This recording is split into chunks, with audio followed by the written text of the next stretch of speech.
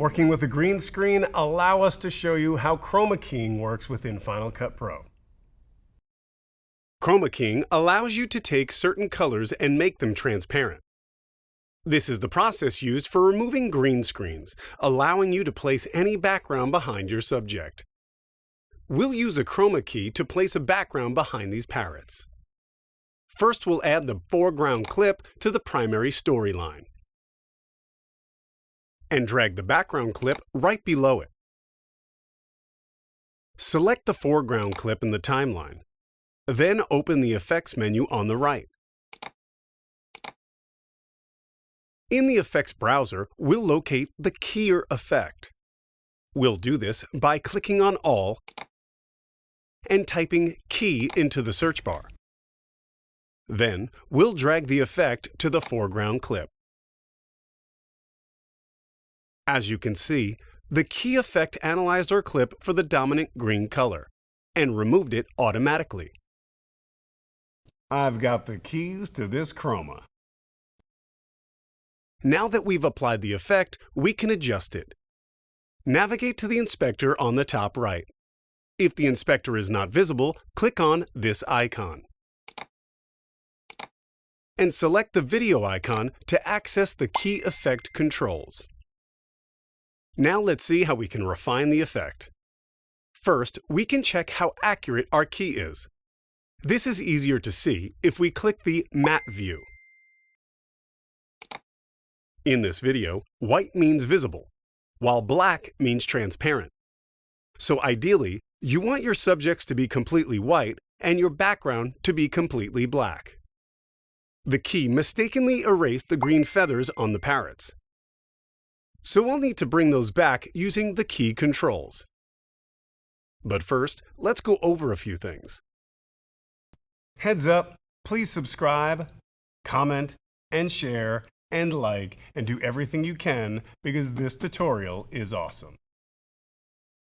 If we need to resample the color that gets keyed out, we'll use these Refined Key controls.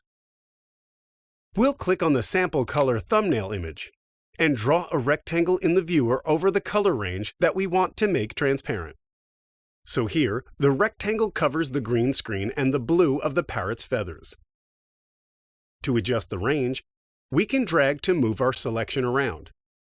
And since we're in composite view, we'll see an updated preview as we work. To add more colors to our selection, we can drag additional rectangles. If we want to refine any difficult areas such as hair or feathers, we can use the Edges tool. With this, we can draw a line around the difficult area, with one end in the area to keep and the other in the area to remove. Unfortunately, sometimes it won't work well, like in this case, where it's selecting too many colors to make transparent. In these cases, moving the Edge tool or adjusting it may help. For a shortcut, we can hold the Shift key and drag to draw a sample color adjustment rectangle. Or hold the Command key to add an edge adjustment line. It looks like there's too many of these selections to make a difference, so we'll go ahead and undo these. Let's continue checking out these controls.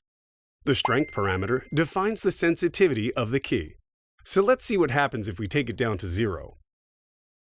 We can see a difference already, but let's click on the matte view to get a better look. Since the strength is so weak, some of the green screen is starting to come back on the right. That is not what we want, so we'll switch back to composite view and adjust the strength of the transparency to our liking.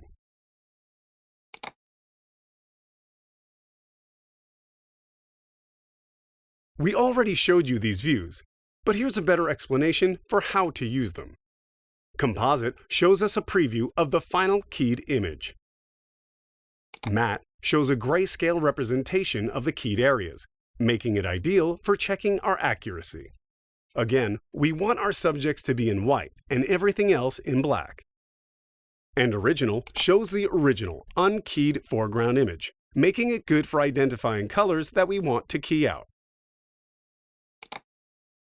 Okay, now let's address the elephant in the room. You may have noticed that the key picked up the green in the parrot's feathers, changing them to a weird brown color. So let's explore these controls and see if we can help that out. Fill holes is a helpful tool for solidifying areas that were partially transparent. And edge distance lets you change where the fill hole parameter ends. The lower the edge distance, the closer the filled area gets to the edge of the subject. And increasing the edge distance too much could result in some unwanted transparent sections that should be solid. Next, to control how much the keyed out background color affects the foreground image, adjust the spill level control. This is exactly what we needed to bring back the green feathers on the parrots. Invert reverses the keying operation, creating more of a window effect. Uncheck it to revert to normal. And to mix the keyed effect with the unkeyed effect, adjust the mix control. Now let's check out our result by playing the video. These results are not perfect, but in the next video, we'll dive into more advanced controls to show you how to get as close to perfect as possible. Like, share, subscribe, tell your friends, tell your neighbors. Don't forget to check out Pixel Film Studios, where you can find Final Cut Pro plugins designed for beginners and professionals alike to take your projects to the next level.